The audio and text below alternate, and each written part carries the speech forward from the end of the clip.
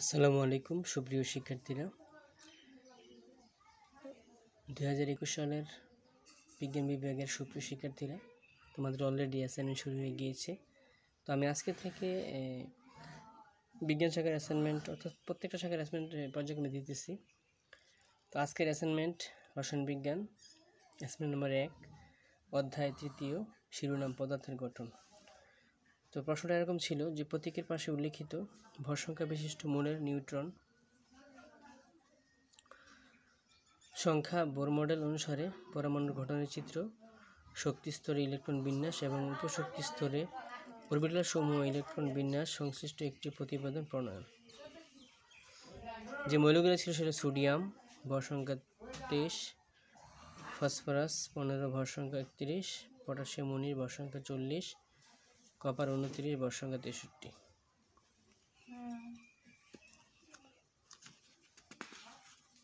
এই প্রশ্নের এই উদ্দীপকের আলোকে যে কোশ্চেন অ্যান্সারগুলো চাইছে সেটা হলো, প্রথম প্রশ্ন ক, নিউটন সংখ্যা হিসাব করতে হবে। দ্বিতীয় প্রশ্ন, বোর মডেল অনুসারে পরমাণুর গঠনের চিত্র অঙ্কন করতে হবে। গ নম্বর প্রশ্ন, শক্তি স্তরে ইলেকট্রন বিন্যাস। ঘ নম্বর প্রশ্ন, উপশক্তি স্তরে অর্থাৎ অরবিটাল সমূহে ইলেকট্রন বিন্যাস। তো এই অ্যাসাইনমেন্টের জন্য তোমাদের নাম্বার ধরা হয়েছে 0 থেকে 16-এর মধ্যে, যারা 13 থেকে 16-এর মধ্যে অতি উত্তম, যারা 11 থেকে 12 তারা উত্তম, যারা 8 থেকে 10 তারা ভালো, আর যারা 0 থেকে অগ্রগতির প্রয়োজন। তো আমি আশা করছি তোমরা সর্বোচ্চ নাম্বার অবশ্যই পাবে।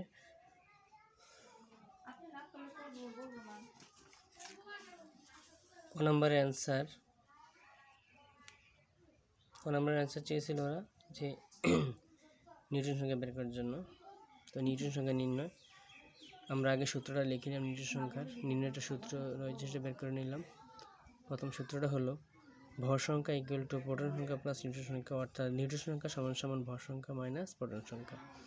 এখন প্রথম উদ্দীপকের সোডিয়ামের প্রোটন সংখ্যা 11, সোডিয়ামের ভর সংখ্যা 23, সুতরাং নিউটন সংখ্যা হলে কি ভর সংখ্যা বিয়োগ প্রোটন সংখ্যা। ভর সংখ্যা 23 আর প্রোটন সংখ্যা 11। 23 থেকে 11 চলে গেলে থাকে 12। ঠিক তোদের বাবার ফসফরাসের 31 আর 15, তাহলে 31 মাইনাস 15 16। তোমরা সুন্দর করে লিখে নাও।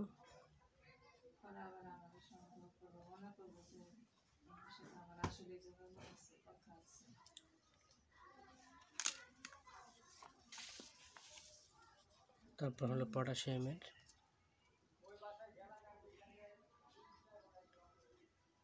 40 19, তাহলে 40 মাইনাস 19 21।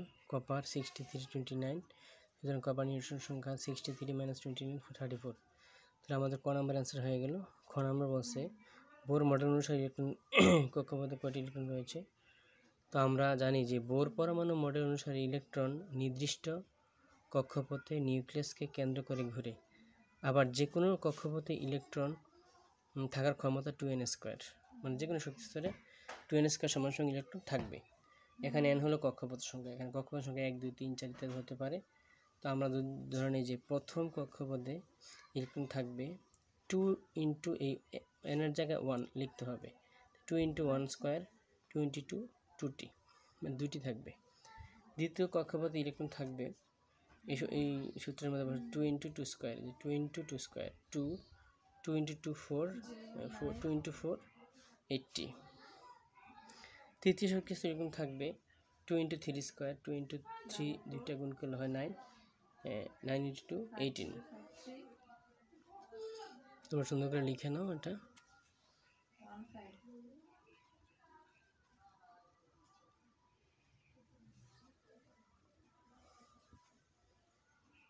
যেহেতু এটা এসএসসি পরীক্ষা আছে, তোমরা অবশ্যই খাতা খুব সুন্দর করে লিখবে, কোনো কাটাকাটি যাতে না হয়। সময় যেহেতু আসতে হবে, তোমরা অবশ্যই আস্তে আস্তে লিখবে। এখন আমরা যে ইলেকট্রন বিন্যাস করলাম, যে কয়টি ইলেকট্রন রয়েছে তার অনুযায়ী আমাদের চিত্রগুলো আঁকতে হবে। আমি তো হাতে এঁকেছি, তোমরা অবশ্যই জ্যামিতি বক্স দিয়ে সুন্দর করে আঁকতে হবে, জ্যামিতি বক্স দিয়ে। সোডিয়াম 11টি ইলেকট্রন, প্রথম শক্তি স্তরে 2টি, পরে 8টি, পরে 1টি। এই প্রথম শক্তি স্তরে 2টি, এটা হলো সোডিয়াম প্রকাশ করা হয়, যেটা প্লাস ধনাত্মক, আর এখানে দুইটি ইলেকট্রন, এখানে 8টি, এখানে 1টি। ফসফরাসের 285, প্রথমে 2টি, পরে 8টি, পরে 5টি। পটাশিয়ামের 2881, প্রথম শক্তি স্তরে 2টি, পরবর্তী শক্তি স্তরে 8টি, পরে 8টি, পরে আবার 1টি। তোমরা চিত্রগুলো জ্যামিতি বক্সের কম্পাস দিয়ে খুব সুন্দর করে গোল গোল করে আঁকবে, আর এই ইলেকট্রনগুলো সুন্দর করে আঁকবে, তার চিত্রগুলো দেখতে সুন্দর হয়। আমি হাতে এঁকেছি দ্রুত দেওয়ার জন্য, ওই জন্য আর বেশি সুন্দর হয়নি।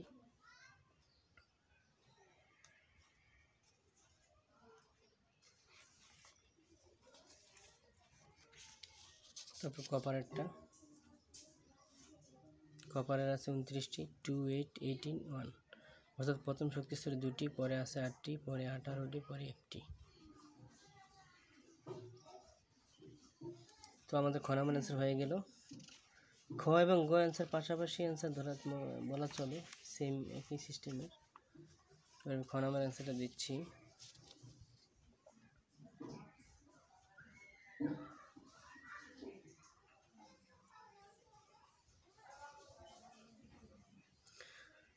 গ নাম্বার অ্যান্সার, আমরা জানি যে কোনো শক্তি স্তরে ইলেকট্রন থাকার ক্ষমতা 2n²।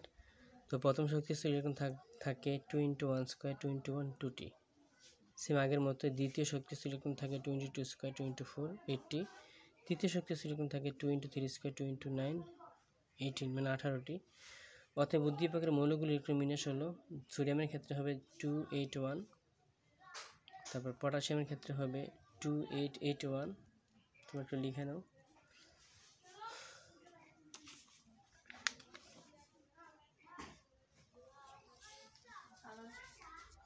আর কপারের ক্ষেত্রে হবে 28181, ফসফরাসের ক্ষেত্রে হবে 285।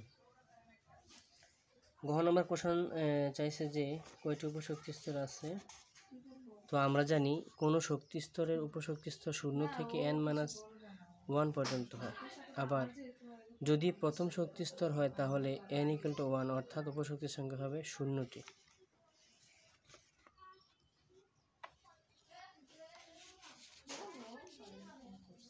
উপশক্তি স্তরের মান L 0 হয় তাহলে s অরবিটাল।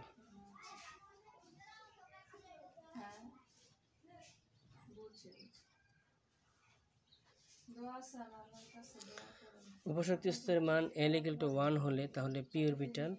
উপশক্তি স্তরের মান L = 2 হলে তাহলে d অরবিটাল। এখন n 1 হলে উপশক্তি স্তর 1s, n 2 হলে উপশক্তি স্তর 2s 2p, 3 হলে উপশক্তি স্তর 3s 3p 3d। অর্থাৎ প্রত্যেকটি উপস্তরে সর্বোচ্চ 2টি ইলেকট্রন থাকে।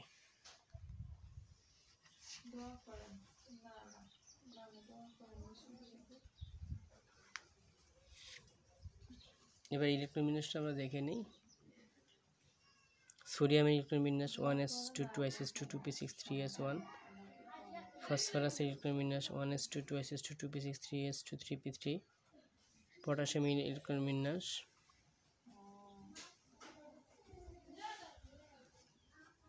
1s2 2s2 2p6 3s2 3p6 4s1।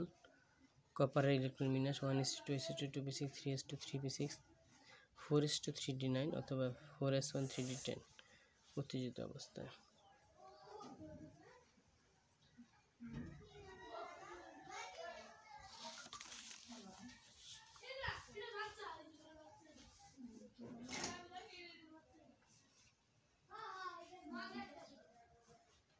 তো শিক্ষার্থীরা, আমি আশা করছি তোমরা এই পরবর্তী ভিডিও পাওয়ার জন্য ওয়েট থাকবে। আমি পরবর্তী, অর্থাৎ এগুলো তো আসলে এসএসসির অ্যাসাইনমেন্ট, আন্দাজে দেওয়া যায় না, অ্যান্সার সঠিক লিখে অ্যান্সার দিতে হয়।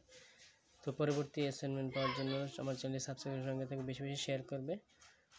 সবাইকে ধন্যবাদ। আর কোনো সমস্যা হলে অবশ্যই কমেন্টে জানাবে, আমি অ্যান্সারগুলো দিয়ে দেবো। আসসালামু আলাইকুম, ধন্যবাদ সবাইকে।